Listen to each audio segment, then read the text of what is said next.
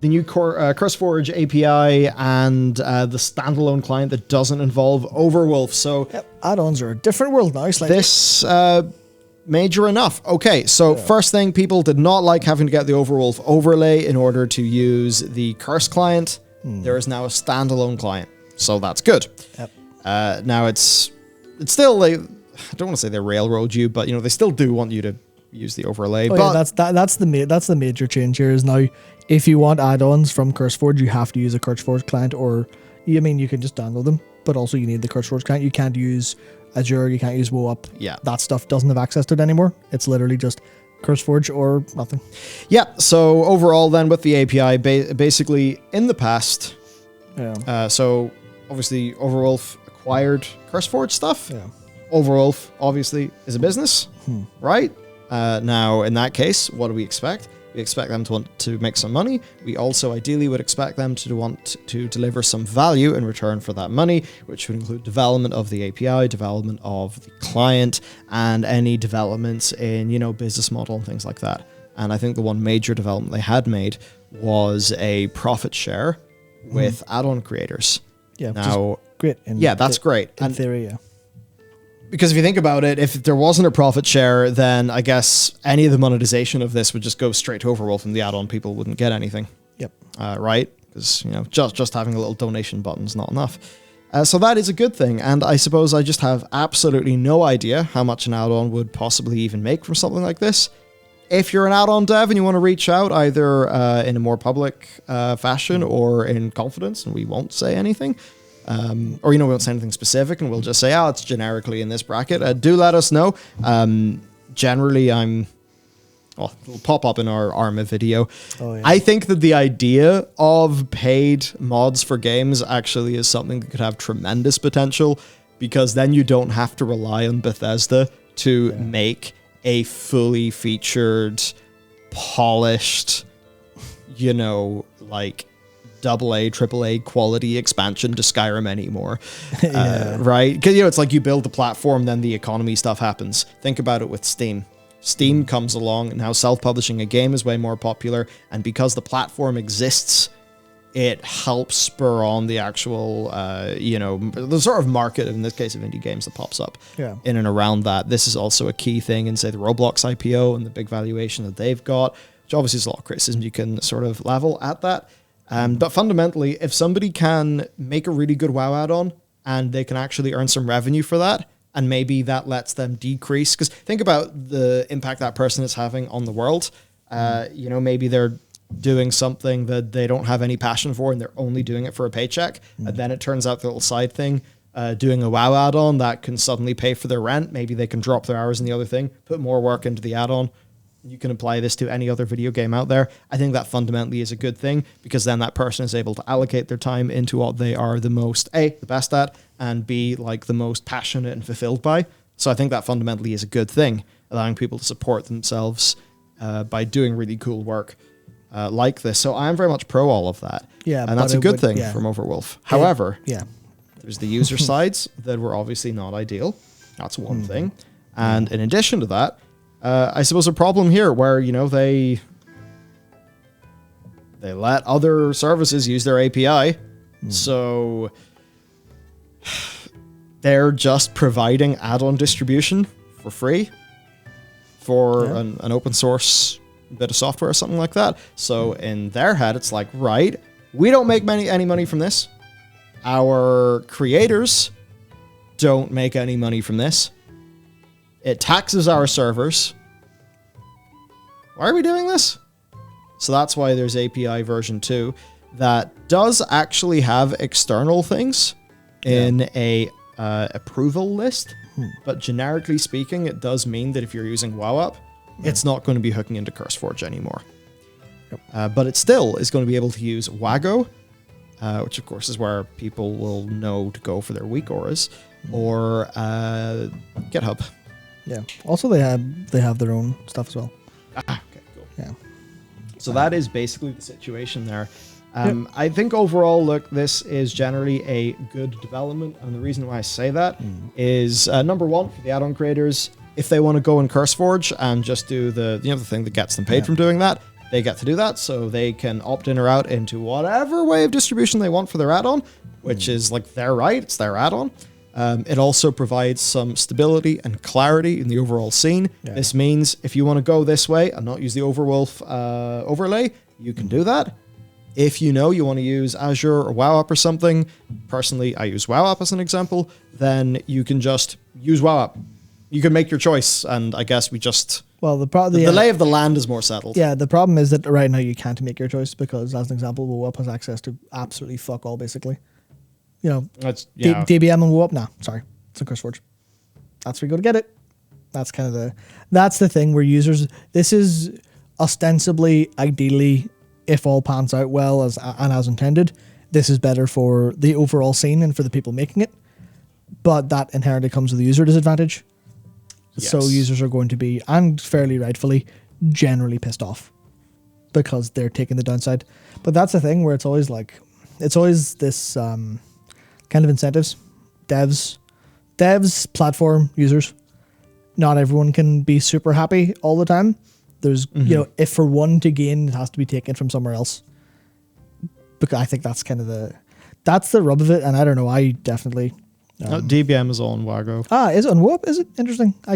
Couldn't Wago has a lot. Yeah, I had Wago and I couldn't find it. I couldn't find it because I wanted to make sure I wasn't talking shit when I said that. So I did check that yesterday, unless it's been updated since literally yesterday.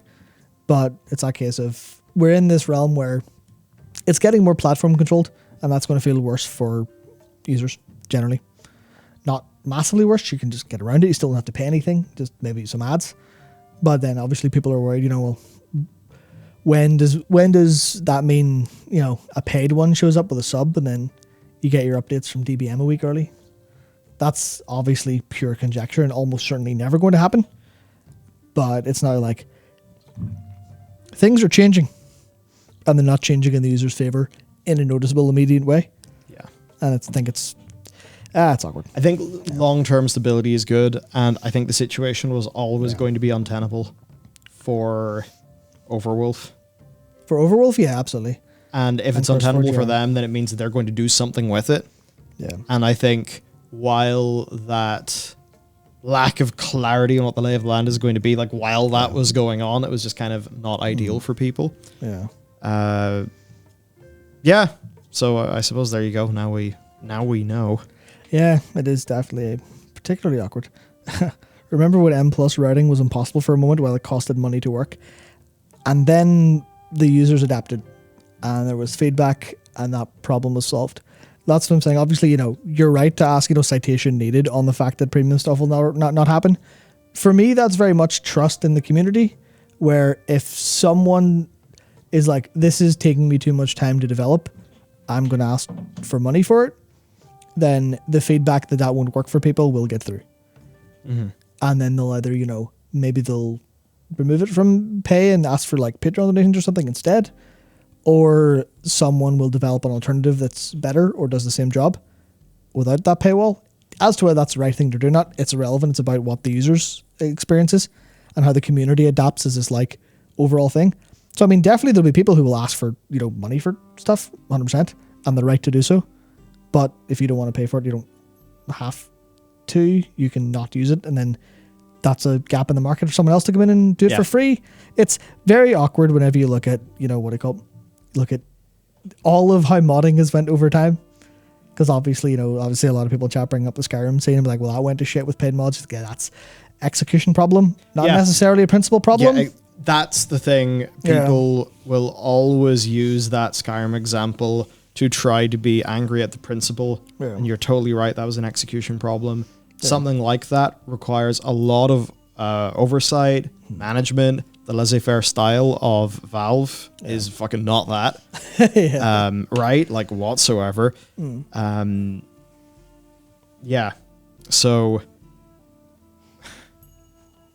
I guess it's the sort of thing, like I know people want shit for free. I get that. Yeah. But and for WoW, I don't think there's ever going to be paid add-ons. Like there are some, I guess.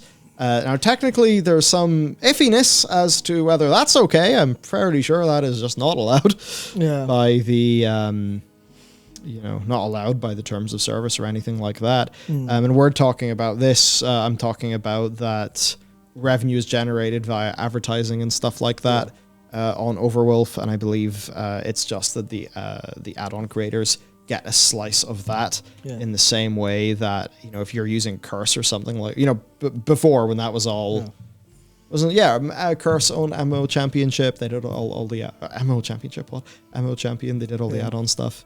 You know, they were obviously making money from that. You know, so this was just that.